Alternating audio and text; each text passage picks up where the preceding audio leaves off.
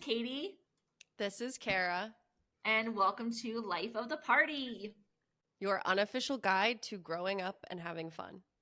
So this is our birthday podcast for Carrah. We are going to be releasing this around that time, so we figured we'd give Carrah a bunch of space to talk about some of her favorite things and learn some more about her, just like we did about me. And it's going to be so exciting because hopefully these are things that I don't know. So I don't know. I can learn more. Okay, we'll try. We'll try. All right. Britney, I guess it's the first thing that everyone associates with you is, to be honest, Britney Spears. It's been your Halloween costume for so long, you know? Yeah. It's just part of you. Tell us about how you got into Britney. I don't know like the first time I listened to her, but I've been a fan since I was like 5 years old, and I did go to a Britney Spears concert in California when I was like 7 or 8, and I think that like really cemented being a Britney Spears fan because I was all the way on the lawn. Like I was so far from the stage that I had binoculars. I bought like Oops, I Did It Again binoculars. And like I still was so obsessed. Was it like you can only see her like on the screen or just, super? Yeah, it was tiny. And so the thing is, my aunt at the time, this was whenever they put like concerts in newspapers, was going through the morning newspaper, and I would spend I was born in California, but when I moved away I would spend every summer in California with my grandparents. And so this was a summer, and my aunt was like, Carrah, did you see like there's tickets to Britney Spears concert? And she like cuts out the little like thing in the newspaper because she was babysitting me, and I was like, oh my god. And she was like, take it home to your grandma and grandpa and ask if you can go. And I like did not think that would have been possible, just because I don't know, I was like, I'd never been to a concert before, and I was like really little. Yeah. And I took it to my grandparents, and I don't know if this is true, but this is the story that is in my head. My grandma said she had to call and she asked about tickets, and like the only tickets, now looking back, this was probably a lie. But the story I was told was that they only had like a few tickets left that were close, and they were like up front, but they were all like individual seats. So there wasn't anything like together, and obviously like she wasn't going to let me go by myself. So me, my grandma, and my aunt went, and we were on the lawn. Okay. And this was in what, LA somewhere? It was somewhere outside of LA. Yeah, it was somewhere close. I can't remember exactly. But it was her Oops, I Did It Again tour, I believe. Aaron Carter opened up for her. But yeah, that was like my, like, I was like, okay, yeah, I'm definitely a Britney girl. And I would like, I had a CD player, and I would just listen to her CDs on repeat over and over and over all day long, like singing her songs. I was just obsessed with her. I don't know. She was like America's sweetheart. I thought she was like the prettiest person on the planet. I feel like she's always maintained like this high sense of stardom, but at the same time, you can tell like she's just a performer. And I admire people who like come to life on stage or while they're acting or while they're singing or dancing. But like in real life, they're like not really like eating up like the attention. Like they don't want it. Just a celebrity for a role, for their job, not as their person. Yeah, like their talent.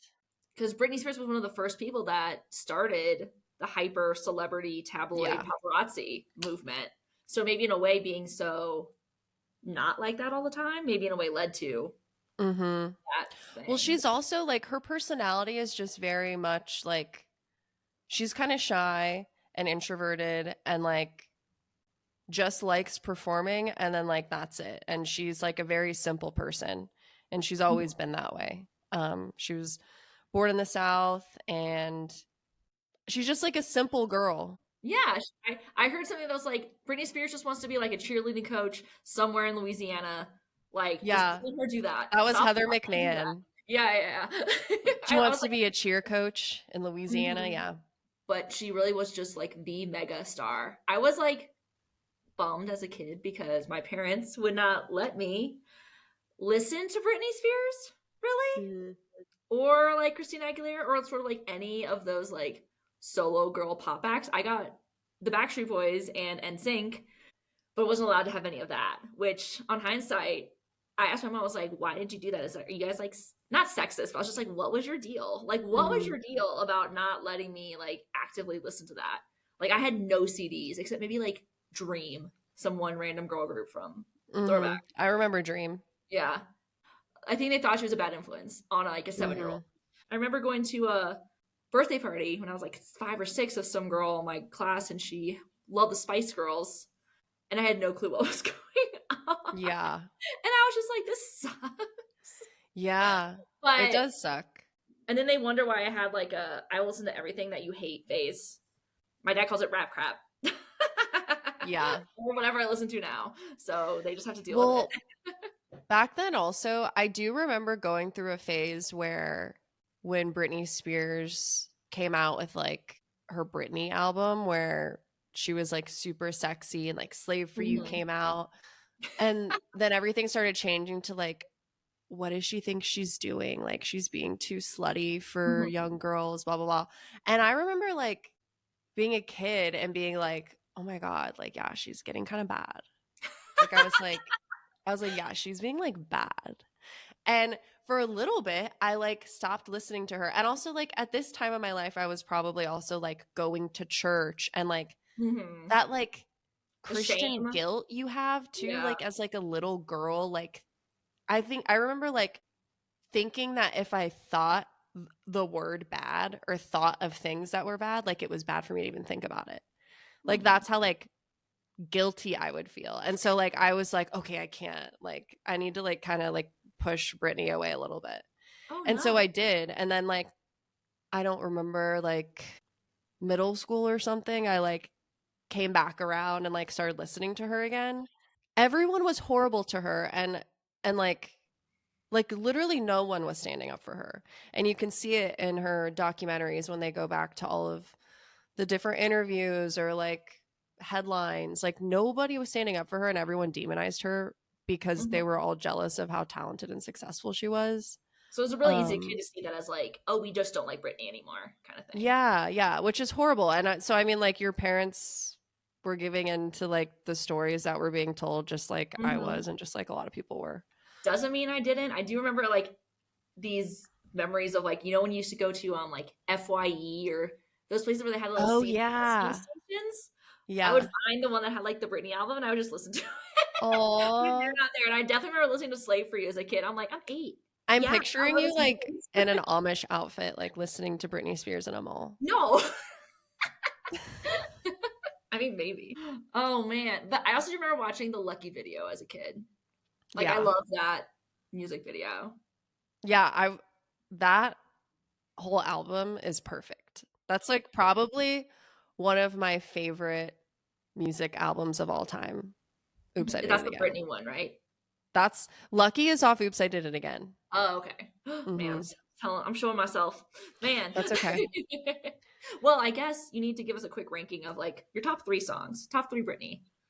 I don't like Okay, fun fact about me, I hate ranking things or picking favorites.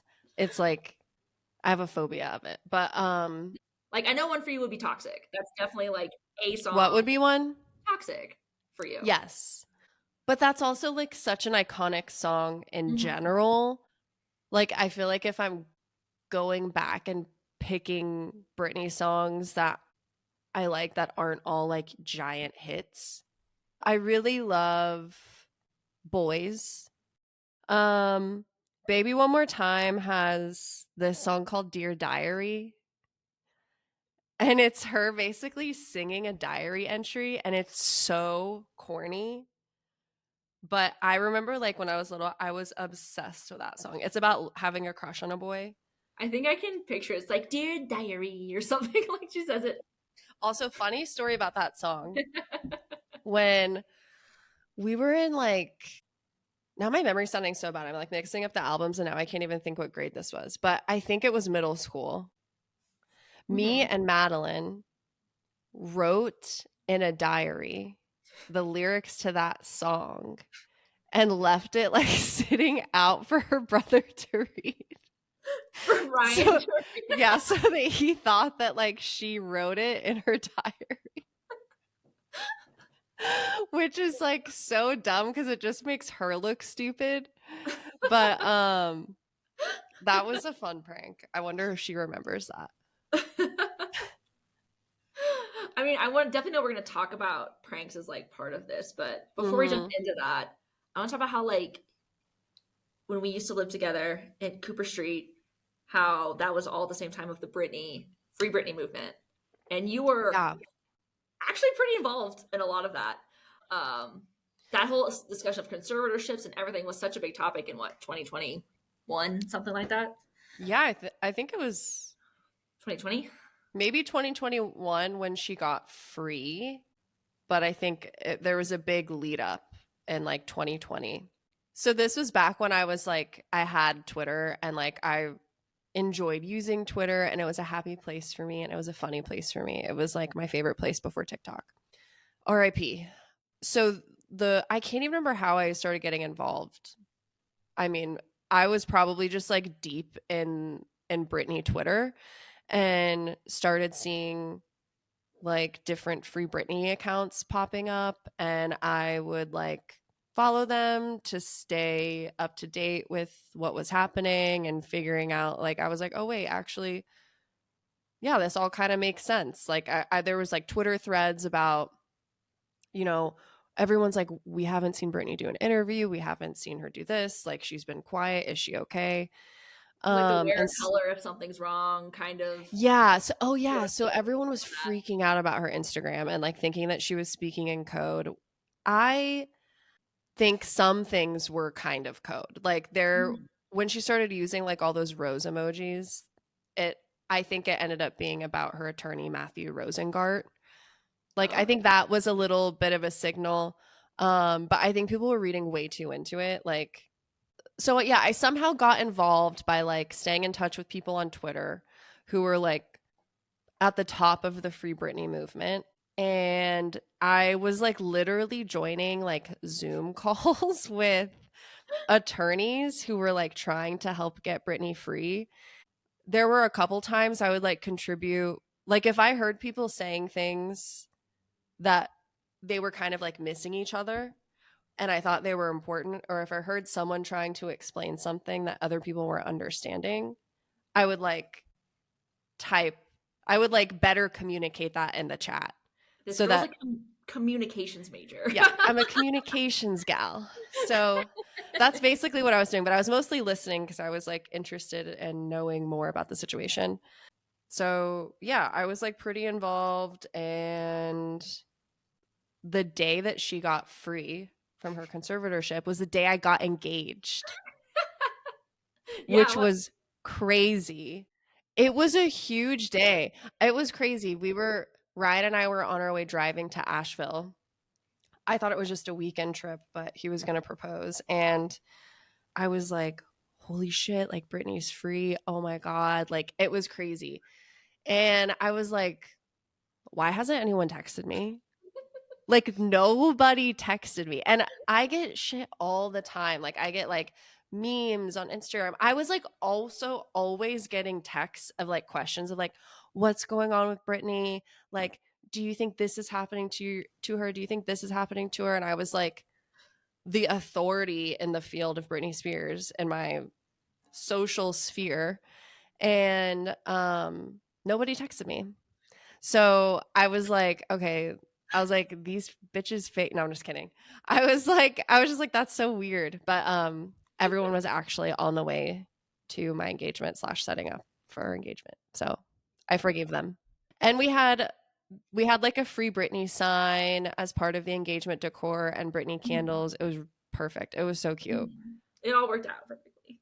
I know that was like, that's crazy that I got engaged on that day. It's a sign.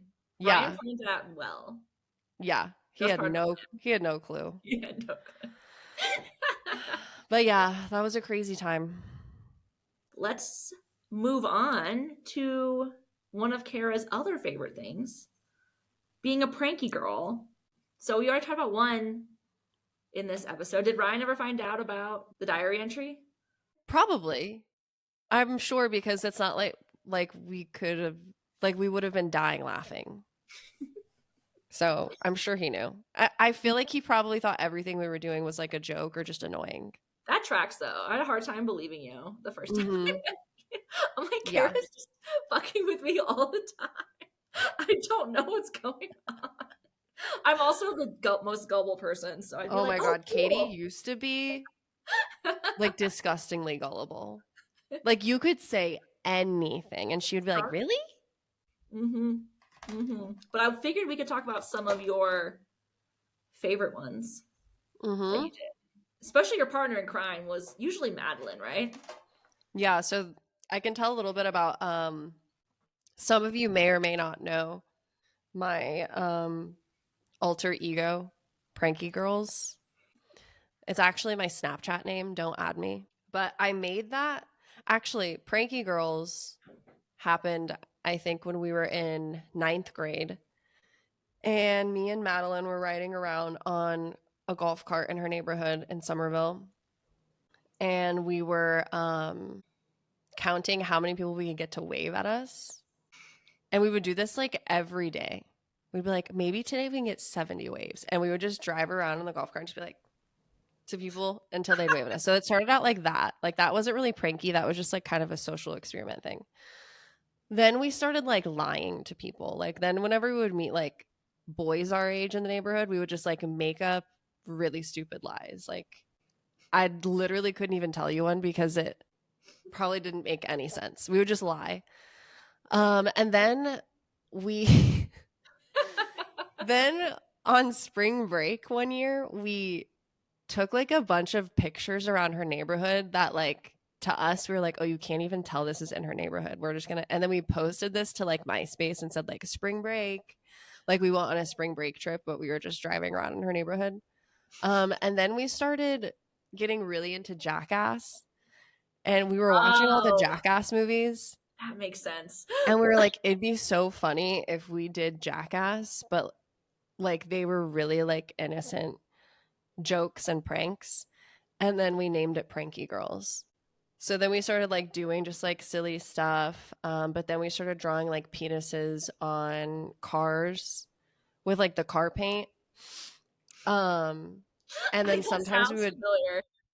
we would do it on houses sometimes.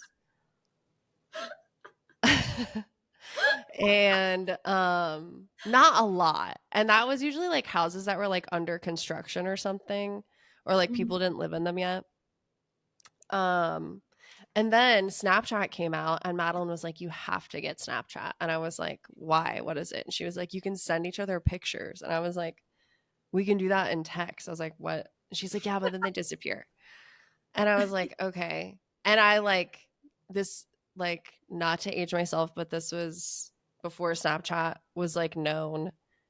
It wasn't popular. And so I made my Snapchat name prankeegirlz because I didn't think I would ever really use it. Is Madeline's Pranky Girls 2? Yeah. Okay. No. Hers wasn't. No. Hers, Just I you? don't know what hers was. Yeah, I just made it that because I thought I was only going to like talk to Madeline on it too. So that kind of turned into a funny thing where like the older I got and I was like giving out my Snapchat name, I would have to be like, yeah, add me at prankeegirlz. But yeah. That's cute. I don't think I actually knew that. Mm-hmm. Tender. And then you started incorporating more and more people into the Pranky Girls fold. I mean, that's just what Slowly. happens when you prank people.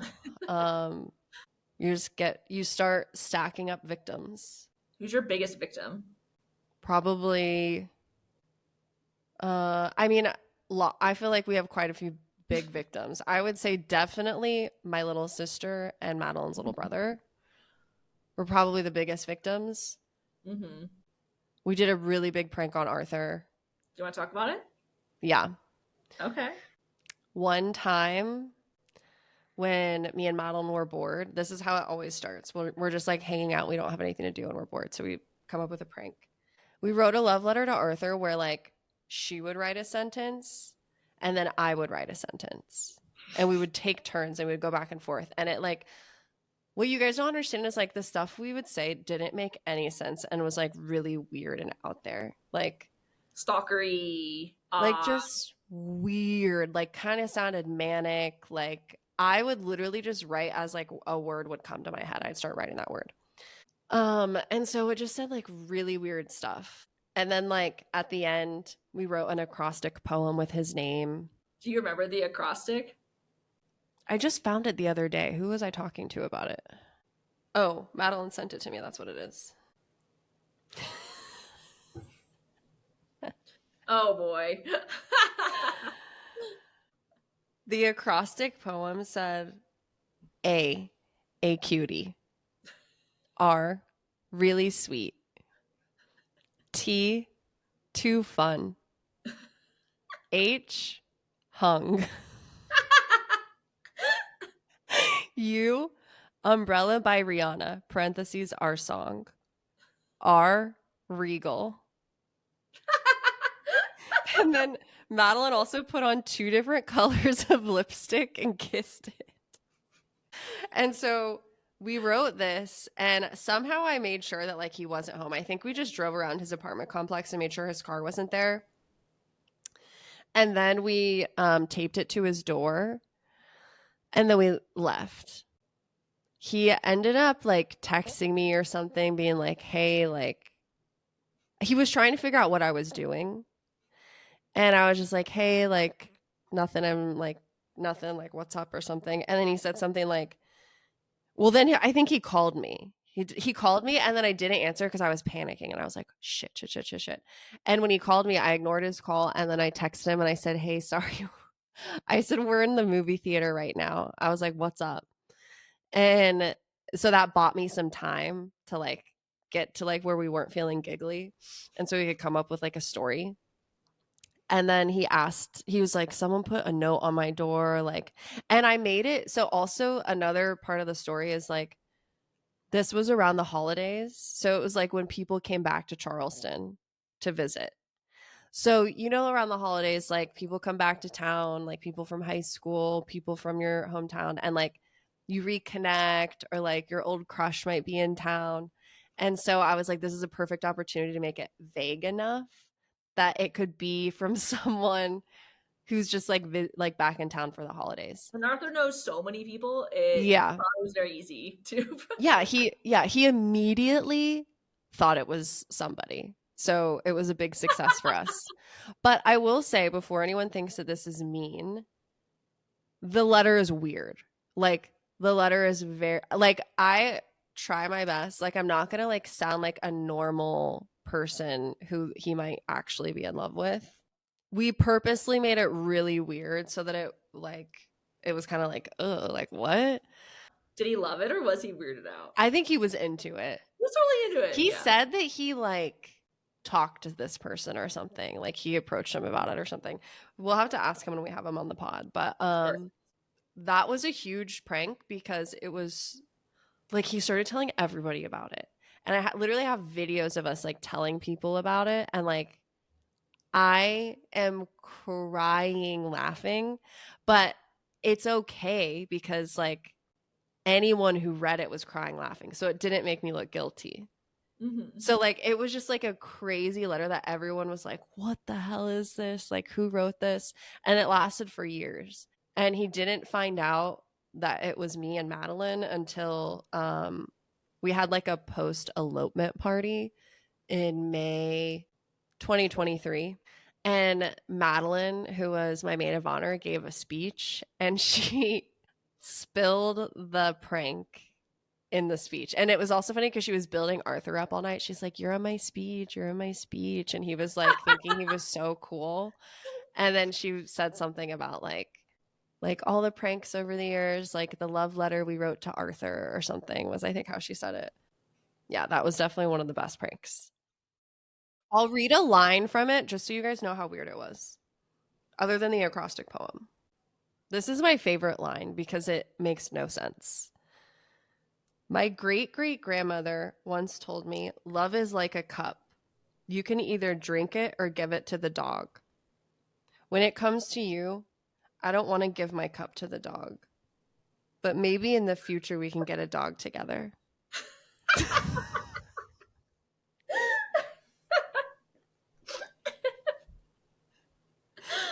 So you can't feel bad about writing a fake love letter and including something like that in it. Also, it says, do you miss my piercing? That's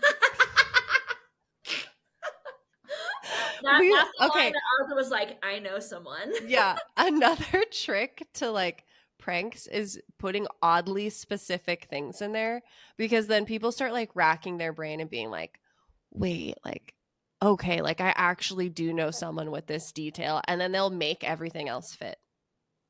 That's a top tier prank. Top tier. Any It others is. that like come to mind that you want to spill the deets on?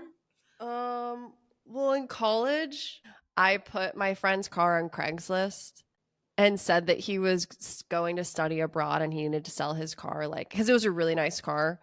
And I put it for something cheap, obviously, so that people would contact him. And I said, like, and I literally took pictures of his car and put it in the ad.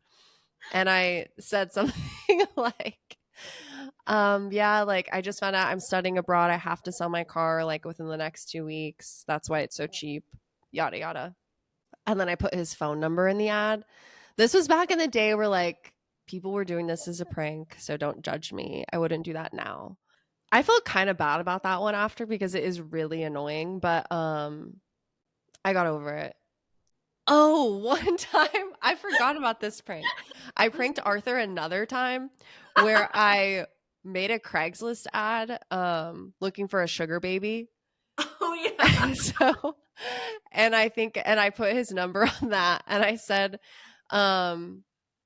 they had to send him a picture in order to like be accepted into like the pool of potential sugar babies. And I was like, please send a picture to this phone number. And you had to like, it was like when you had to like type out the numbers. Oh, like 8. Yeah. THREE. Letters. Yeah. But I think he knew that was me immediately, and he started like messing with me because he would be like, oh, look at this picture I got. Like, I think he knew it was me, but that one was really funny. Okay. Yeah. Damn, I'm going from I'm not the most gullible to Arthur's the most gullible. Yeah, Unless you have some seriously. fucking pranks on me that are still going. But now that you're married, I would assume Ryan has become a major victim. I would say no. I would say no, because you can't be that obvious. And I'm all about like good pranks. Like I'm not going to like do a bunch of like really tiny ones, but I kind of do because I do like lie pranks where I just like say stupid lies. And like he'll be like, "Nuh-uh," and then I'm like, "I'm just kidding." And then I'll be Not like, the "Oh my high. god." You're missing the production value. Yeah. Ryan doesn't get a lot of production value. He gets a lot of like little silly stuff. He gets little silly things, but I did prank him once. Ryan's into crypto. And 1 year leading up to April Fool's Day, I made and he's really into Twitter, and like crypto and Twitter are like huge. I made a fake account called Bitcoin God, and I made like a fake little avatar in like Canva or something. And like for months I was building up this account, and I was like following people, and I didn't know what to tweet, so I would just copy and paste things from other people's tweets and I would tweet them. So like it made sense. I mean, that's what like, a lot of traders do. So yeah. And so I would just and also like Ryan doesn't really like Bitcoin that much. He likes Ethereum. And so I was like, this will be so annoying. I'll just like troll him on Twitter. And so then I started like I followed him, and I started like replying to his tweets and just like trolling him. And just like I would basically Google like Ethereum sucks, and then I would find like a website where people would be like talking about how much they hate Ethereum, and then I would just like copy and paste it in tweets to Ryan, and I would just be like talking shit to him basically, and like I wouldn't leave him alone. And oh my god. And then like, Did you all huh? do that for? How long? I What mean, have you it done in was that? not for like because I basically built up the account and maybe I followed him before April Fool's Day, but all the tweets started like I started doing them on April Fool's Day. Like literally like the moment he told me, he's like someone he was worried about he was getting hacked or something. He was like, I think someone Oh, might hack me. And I was like, what do you mean? And he was like, this person won't leave me alone on Twitter. And I immediately, when I asked him the handle, I was like, who? And when he said Bitcoin God, I lost it. Like I could not hold it together for a second. And I had to tell him that it was me. was he mad? No, Okay, he was good. just like, he was just like, what the hell? Oh, If yeah. Carrah kept it going, she'd have had a meme coin disaster in the next 2 years. Yeah, I could have been like Rich. a You could have billionaire really now. sold that. Damn. That was one of my favorite pranks too. So one of the funnest experiences that you can have with Carrah is going to a concert with her. The girl loves a good show. So we're just gonna spend a little bit of time talking about some of her favorite ones and some good Mhm. concert memes. Yeah. Yeah. I would say my music taste is like fairly diverse. Like in high school I was very like pop punk, indie, like Warp Tour Warp Tour vibes. kind of vibe, brand new kind of vibe. And then and then obviously like pop music a little bit, but I was kind of anti pop music in high school. I was like one of those people that was like I don't really listen to the radio. Yeah. And then Oh wow. college, yeah. And then college got like way more into like hip hop and pop music obviously. My favorite artist, which Katie knows, is Louis the Child. And so I've seen them a lot. I would say like recently that's who I've seen a lot. That's like a show that I go to and like just their music to me just sounds like perfect. Like I just love the music. It's always fun. Yeah. I mean, you seen them how many times?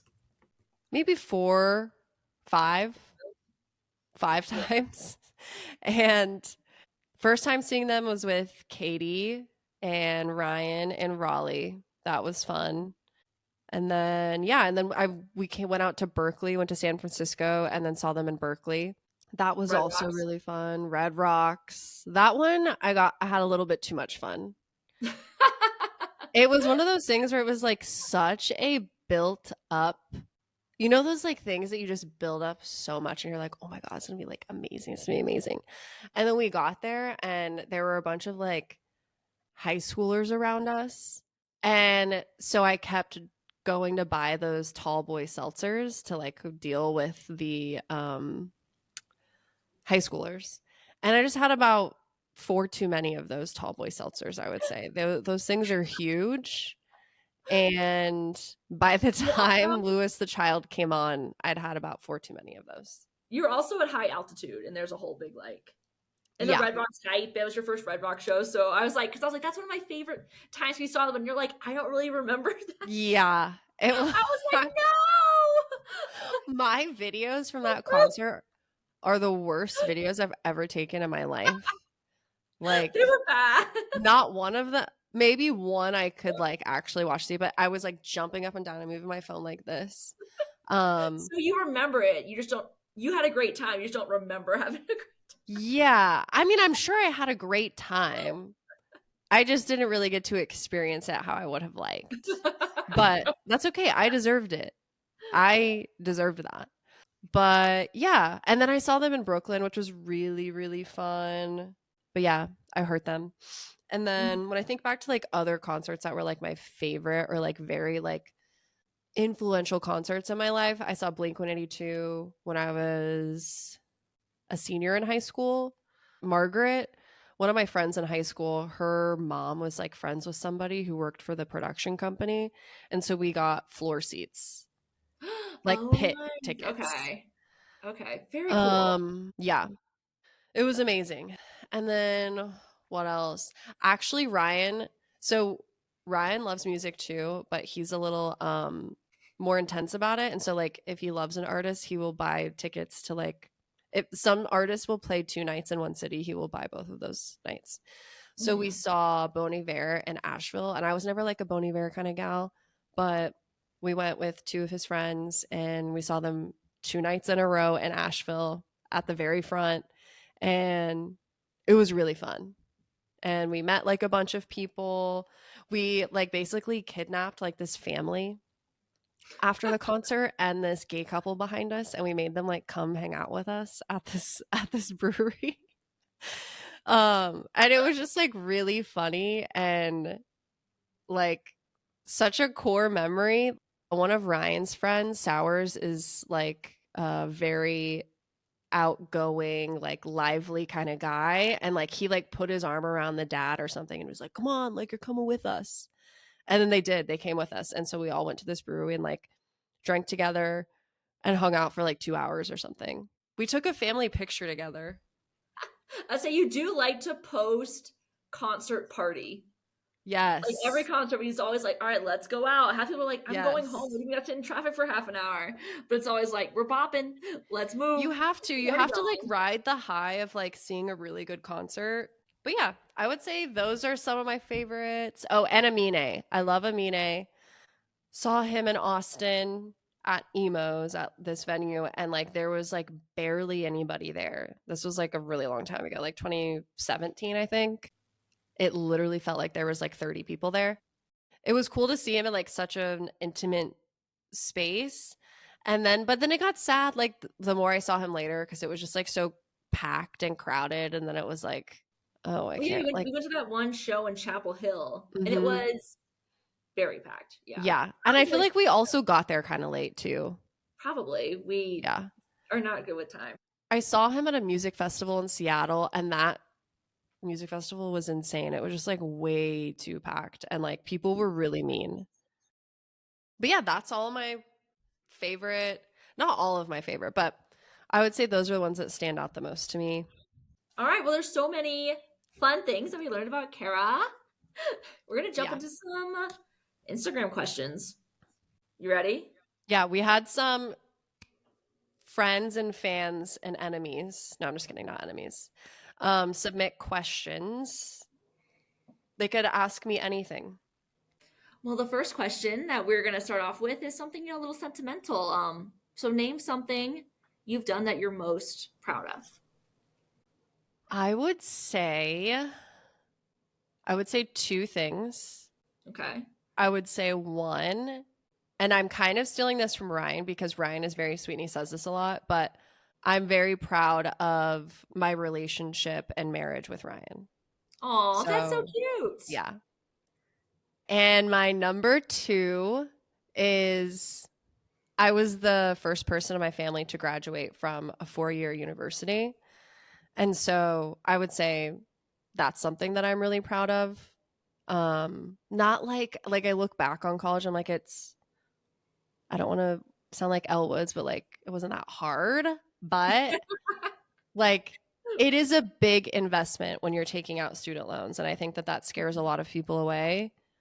And it could have scared me away, but I thought it was going to be worth the investment. And spoiler alert, it was. It was, yeah. That's cute. I remember talking to you when you were going to maybe go to College of Charleston or Clemson. I was like, Carrah, go to Clemson. Yeah, what are you doing? I'm so glad I went to Clemson and not College of Charleston. Mm-hmm. Like it would have been fun, but just different. But I wouldn't change Clemson for anything, I think. No. And also like I was broke. I didn't have money. And I feel like you can't go to College of Charleston and be as broke as going to Clemson. Oh, yeah. Just going out and eating would have been. Yeah. Like Clemson is just so much cheaper. You and I would probably never have gotten as close as we are. Yeah. I think about that too. Damn.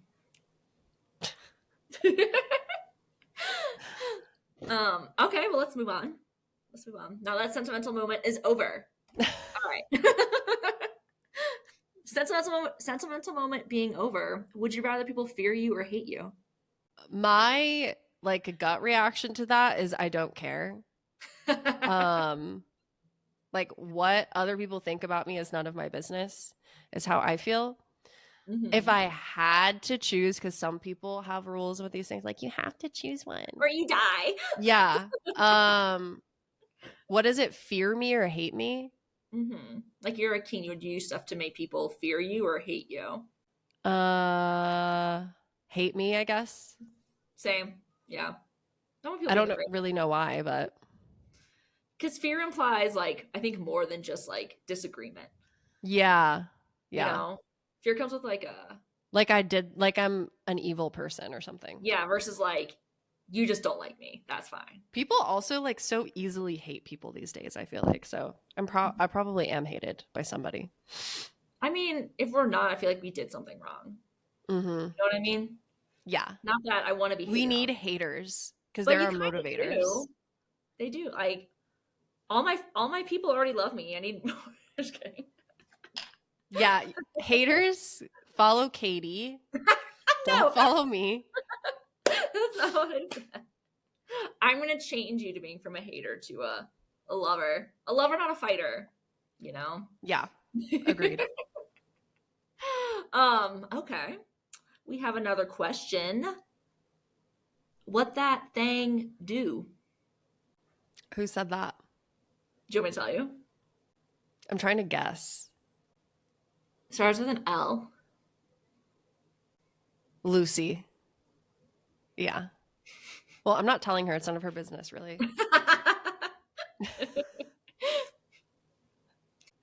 Okay, let's be honest, since you want to be. Do you feel pressure from society to be married and have children? Is that the whole question? Because I remember that one being a hell of a lot longer. If so, does she feel pressured from society now that she is married to have children? And if so, ho, because it got cut off. It says if so ho. I think it means how, blah, blah, blah, blah, blah. But I can't read the rest of it. It says how does she deal with it? Well, okay, how can And the you second one, she submitted. Oh. I was wondering why I just said how does she deal with that? Katie's using zero critical thinking skills. Whatever. Okay, so how do you deal with the pressure to have children now that you're married? Okay. First, I'm not planning on having children because not everybody knows that. So that is context to my answer. Do I feel pressure from society now that I'm married to have children?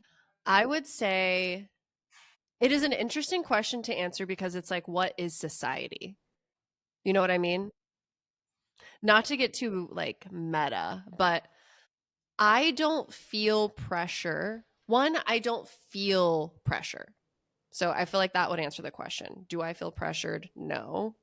Like it's not permeating to me. So I don't feel the pressure. I feel like the pressure is here, but it's not touching me. There is pressure, but I don't feel pressure. And I would say where that pressure comes from is two things. I would say, in my experience, from other women. Women, in my experience, are the ones who speak about that in a way that puts pressure on other women to have children. And then the second way that I think society tries to pressure people or women into having children now that they're married is like the really boring story of like what life looks like in America for us. Like as a straight person, like, oh, you grow up, you get married, you buy a house, you have kids, you raise your kids, you retire. Yep, that's it. I think that idea adds pressure, but that doesn't have to be what it is. Mm-hmm. And I think if like you go your whole life like thinking that's what life is and should be, that's fine. Like that's fine for some people. That makes some people happy, but you don't have to think about life in that way. But I would say like that stereotype adds pressure whenever you assume that life should look that way. And then I would say that in my experience, women, either by assuming that I'm going to have kids or asking me or saying things like, You'll change your mind. Like, you'll Just change your wait. mind, or just like their reaction to me saying that I don't want children, or like just assuming that it's not something that I've actually thought out. Because I think a lot of people who do want kids and do have kids don't really think about it that much because it is just expected of them. Mm-hmm. When you're doing something that's not expected of you, you're typically putting a decent amount of thought into it. All right. I think we're on the last one now. So outside Okay. Britney, what are your favorite movies and TV shows that you had when you were a kid? And or artists and stuff. Favorite movies, TV shows, and artists. Mm-hmm. I loved Indian in the Cupboard. I loved, what was that? The Secret Garden? Secret Garden. Mm-hmm. Secret Garden. I was obsessed with SpongeBob. Like, I had a SpongeBob comforter, pillow. I memorized how to draw SpongeBob. I can still draw him to this day, like, flawlessly. And then artists, I'm sure they mean like singers and stuff. Yeah, I don't think they mean like. I was like a staunch Britney NSYNC fan. I was like anti Christina Aguilera, anti Backstreet Boys, even though I like Backstreet Boys songs now. I always thought I could only pick one or the other. Loved Aaron Carter. My first favorite artist was actually Leanne Rimes, and she was the first CDs that I had, and they were 2 CDs, and they only had 2 songs on them each. Cute. Aw. I love that. Okay. Well, thank you everybody for all of your questions. We got deep and we got shallow. We love the range.